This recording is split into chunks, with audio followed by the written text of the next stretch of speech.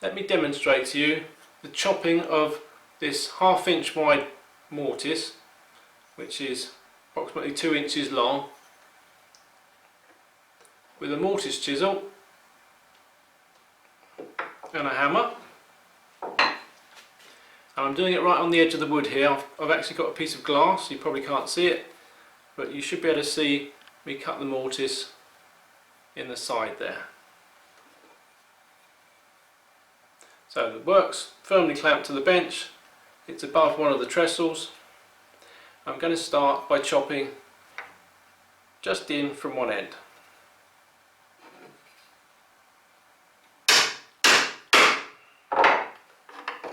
Come back a bit.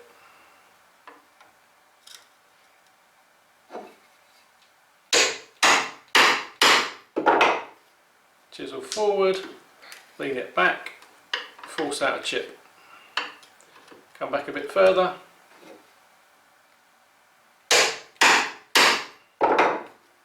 Forward, force out a chip.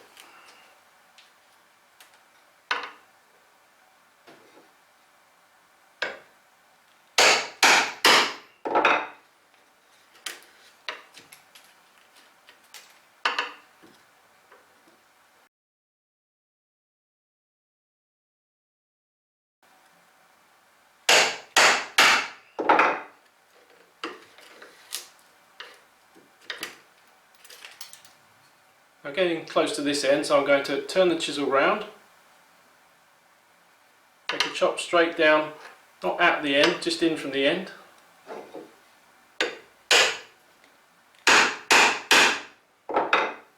Lift the chisel out, turn it around, feed it back into that hole and lever out that piece of waste.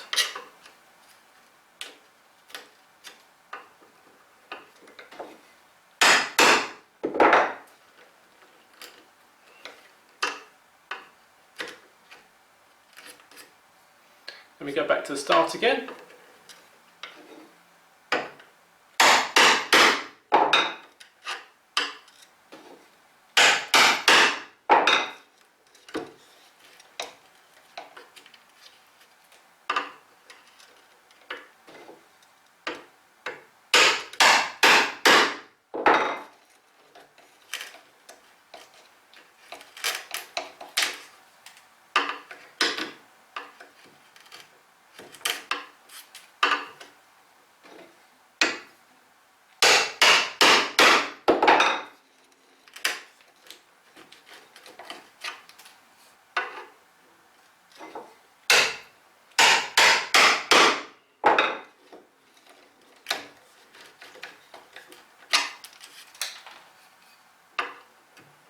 Chisel around the other way.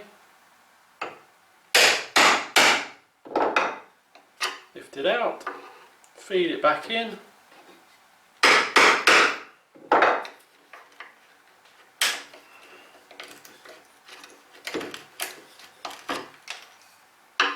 Back to the start again.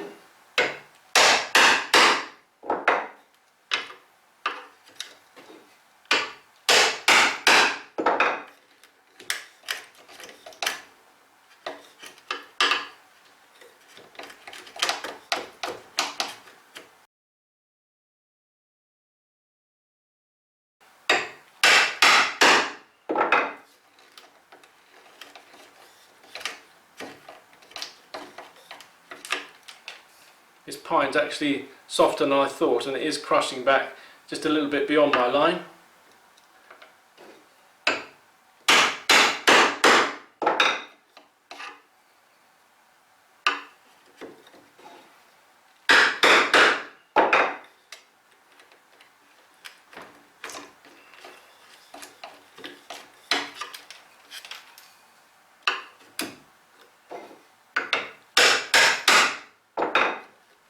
Hence I'm taking a thinner cut for this last one.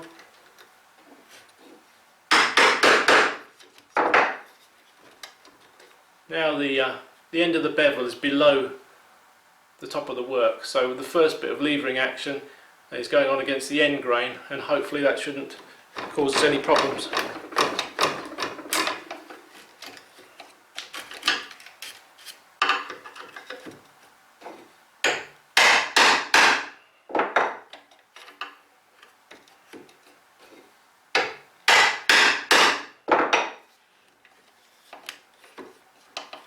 Now here is the leverage could and will crush this end because this pine is so soft. So what I'm going to do,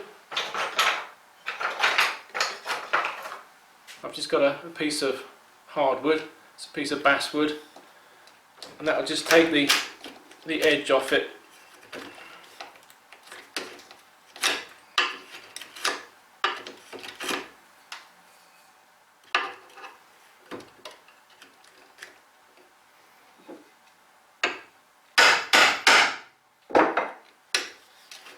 Now, so I want to bottom out the mortise around about here.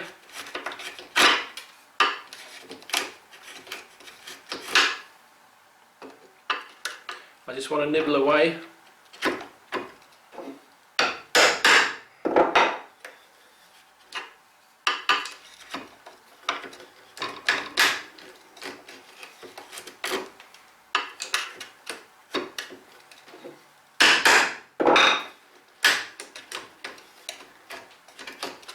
Scraping action really along the bottom of the mortise.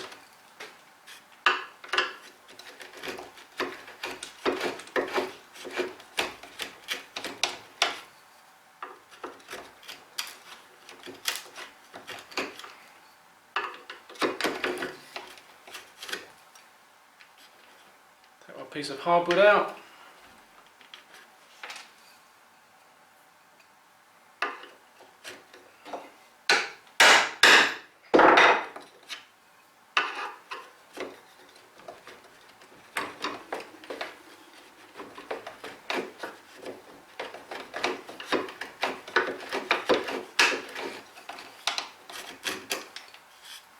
So there's a mortise cut to depth. I now just need to bring the ends up to my marked lines. So I'm going to take that a little bit at a time.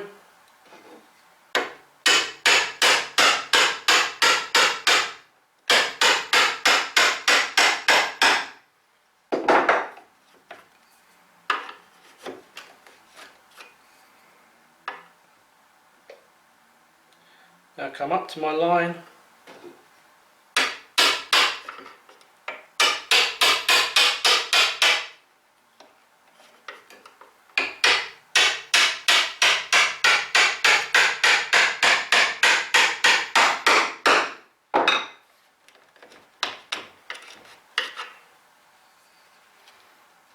Now that's not quite vertical. It's difficult to tell when I've got this glass in front of me.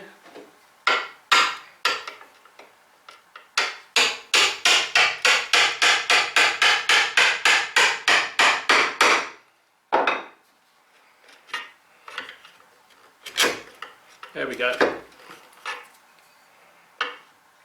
And the other end, just inside the line.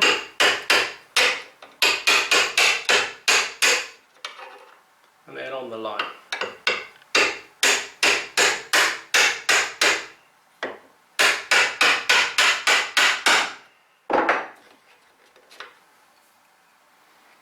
And that's looking a bit slanted as well, so let's try and correct that.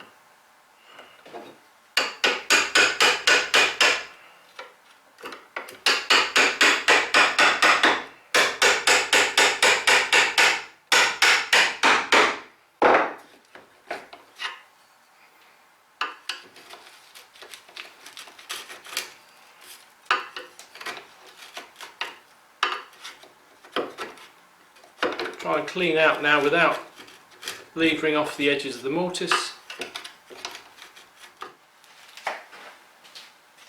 I've created a little bit of roughness on this back wall, so before I go and make the tenon, I'll just clean that off.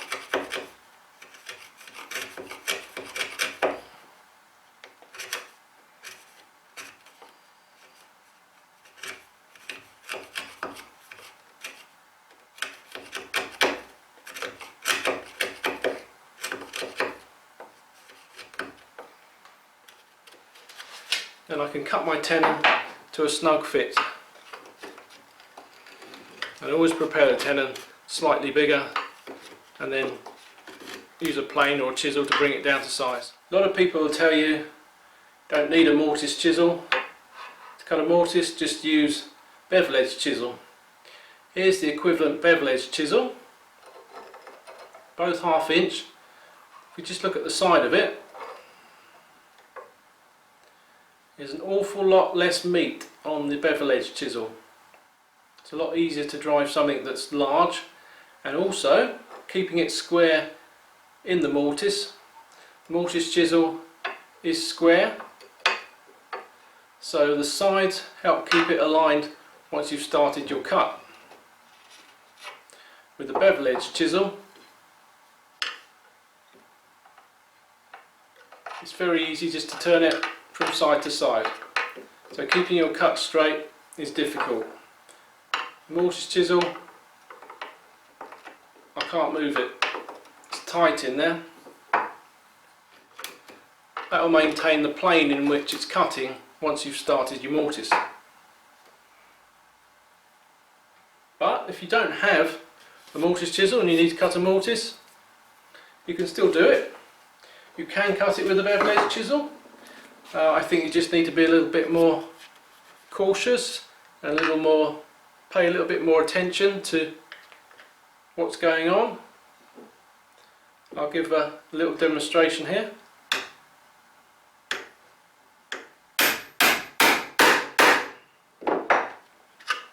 Same procedure.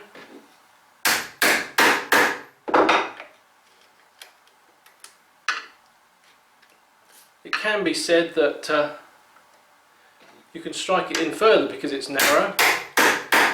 Oh, sorry, because it's slim, not thick.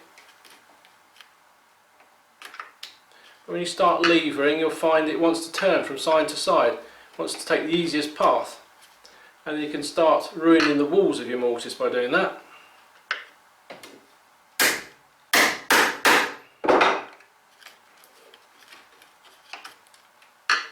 So I think you can see I could chop a mortise with a bevel edge chisel. I happen to prefer a mortise chisel. If I just look in my tool cabinet, I can see I've only got 1/2 mortise chisels. I've never not had one that's a good enough size for doing what I want to do.